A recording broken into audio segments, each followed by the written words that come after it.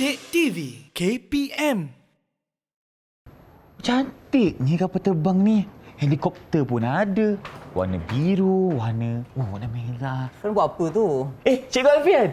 Irfan tengah tengok model-model kapal terbang ni. Helikopter pun ada.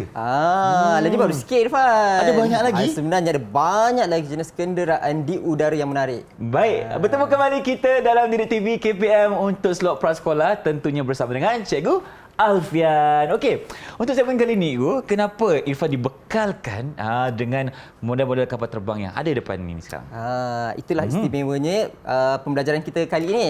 Okay, sebab kita nak mengenali jenis-jenis kenderaan di udara. Okey, tapi sebelum tu cikgu nak perkenalkan apakah maksud kenderaan di udara. Okey, kenderaan ialah satu jenis pengangkutan yang digunakan untuk mengangkat barang ataupun membawa manusia dari satu tempat ke satu tempat yang lain. Okey, itu kenderaan. Itu kenderaan. Kalau di udara pula? Kalau di udara pula, maksudnya ialah kenderaan yang kita gunakan melibatkan penggunaan ruang udara. Okey, contohnya kapal terbang, helikopter, jet dan sebagainya. Baik. Itu antara jenis-jenis pengangkutan di udara, kenderaan di udara. Okey, jadi cikgu, jom kita mulakan segmen kita. Okey, jom kita akan berkenalan dengan beberapa jenis kenderaan di udara. Okey, yang pertama, kita lihat yang pertama sekali ialah kapal terbang. Kapal terbang. Kapal terbang merupakan pengangkutan yang sangat biasa digunakan untuk tujuan pergi ke destinasi yang jauh. Cikgu pernah naik kapal terbang? Pernah. Cikgu pernah bawa kapal terbang? Tak pernah. Dalam mimpi je. Okey.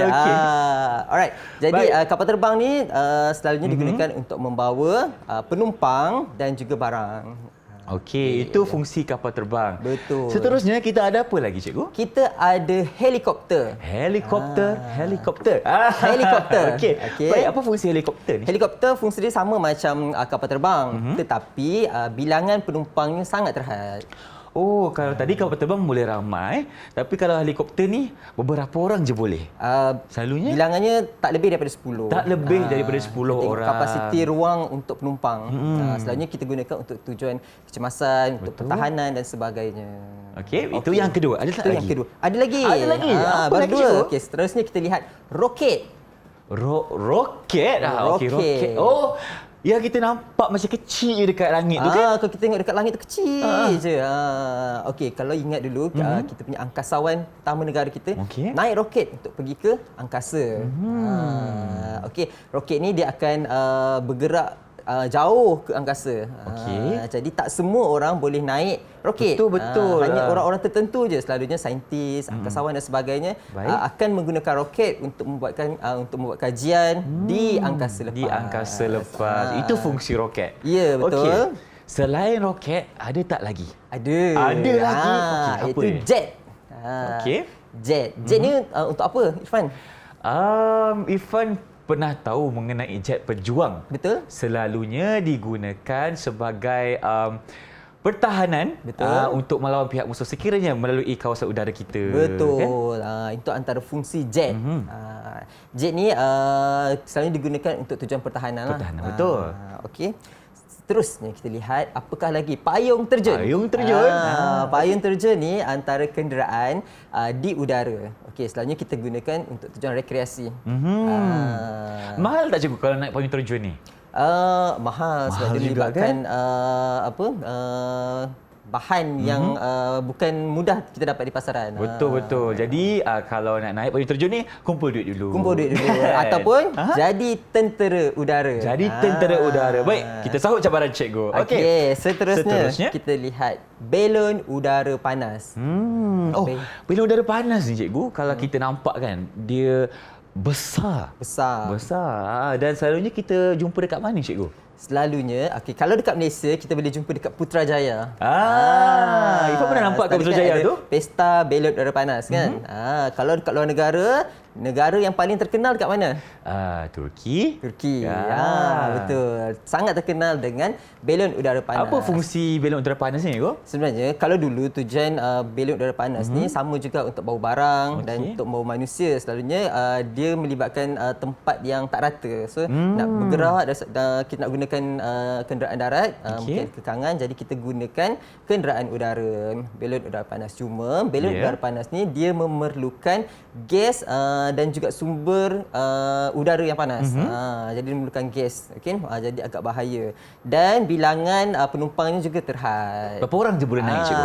Saya rasa kalau ruang yang biasa ni 2 hingga 5 orang sahaja. 2 hingga 5 orang sahaja. Itu semua ilmu yang patut kita tahu sebab kita boleh pilih pengangkutan ataupun kenderaan yang mana yang lebih sesuai untuk kita naiki, kan? Okey, seterusnya kita dah kenal dah maksud kenderaan udara, kita dah kenal beberapa jenis kenderaan di udara. Sekarang kita ada tugasan. Tugasan apa tugasan pula, kita untuk menyalin perkataan. Menyalin perkataan. Jadi kita lihat di skrin tadi ada gambar belon udara panas. Betul. Okey, jadi cikgu nak minta Irfan salinkan perkataan yang tertera di skrin. Okey, macam tadi dekat skrin kita gambar belon udara panas. Okey, jadi Irfan kena tulis perkataan belon udara panas dengan cara yang betul. Okey, pastikan huruf dan ejaan yang betul. Baik. Okey, boleh lihat dekat skrin. Kemudian tuliskan perkataan. Irfan boleh pilih gambar kenderaan udara yang Irfan suka.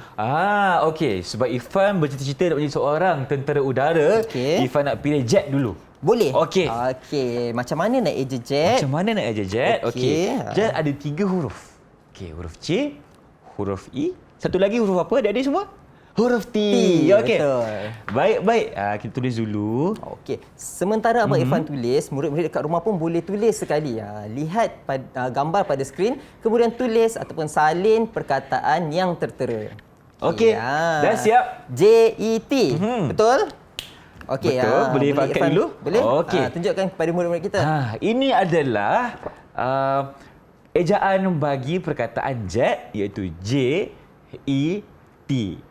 Betul tak cara Irfan tulis, cikgu? Okey, cikgu nak tengok sikit. Okey, kita tengok sikit. Okey, J betul. Di bawah garisan E, T betul. Cuma T tu ekor dia terlebih sikit. Terlebih sikit. Okey, tapi Patutnya tak dalam apa. garisan. Lepas ni kita buat pengukuran. Abang Irfan kena lebih berhati-hati. Pastikan tulisan kemas. Betul. Dan yang paling penting, betul. Okey. Tapi cikgu bagi markah penuh lah sebab ejaan Abang Irfan betul. Baik, terima kasih. Jadi Okey, Irfan kita teruskan gambar yang lihat. kedua. Okey, kenderaan seterusnya. Abang Irfan boleh pilih. Irfan nak pilih yang ini. Okey, yang ini kan macam Abang Irfan cakap tadi, memang kalau kita nampak dekat udara tu kecil je tapi sebenarnya besar. Sebab dia jauh daripada permukaan bumi. Okey, macam mana je? Okey. Murid-murid kat rumah boleh salin sama-sama. Okey. Kita cari mana perkataan roket.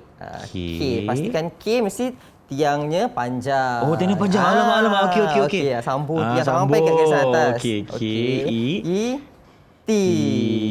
Okey, roket. Murid-murid pun boleh rujuk juga gambar yang ada di skrin. Okey. Jadi Irfan nak tunjuk dulu macam mana betul ke tidak cara Irfan mengeja. Inilah hasilnya ejaan bagi perkataan roket. Okey, cuba sebutkan huruf dan bunyikan. Boleh? R-O-K-E-T. Roket. Betul. Okey, cikgu nak tengok Okey, tadi dah salah. Sekarang ni tak tahu kalau betul ke tak. Okey, lebih baik daripada tadi. Alhamdulillah. Tahniah Irfan. Terima kasih, cikgu. Okey, nampaknya kita dah memahami apakah contoh-contoh ataupun jenis-jenis kenderaan yang berada di udara dan kita pun dah tahu cara untuk mengeja. Jadi, sebagai pengakhiran topik kita pada hari ini, mungkin cikgu boleh berikan sedikit kesimpulan. Silakan. Baiklah, terima kasih Irfan. Sama-sama. Murid-murid, tadi kita dah belajar jenis-jenis kenderaan di udara, cara menyalin perkataan dengan betul, dengan kemas, dengan berstruktur. Dan yang tadi kita dah belajar juga perkataan-perkataan yang menggunakan suku kata KVK. Kalau kita nak tanya Abang Irfan lah, sebutkan cikgu 3 sahaja perkataan yang mengandungi suku kata KVK. Okey. Kita jam, betul? Bag, dan lagi satu kek. Betul. 3/3. Lulus. Tahniah, maksudnya Irfan fokus kepada pembelajaran kita pada hari ini. Baik, terima kasih lagi sekali kepada Cikgu Alfian kerana bersama Irfan untuk hari ini berkongsi kepada kita perkataan-perkataan KVK dan apakah ia kenderaan yang berada di udara. Harapnya pembelajaran hari ini dapat bermanfaat kepada semua yang menonton. Kalau ada kita berjumpa lagi. Dengan itu, bye-bye. Assalamualaikum. Didik TV KPM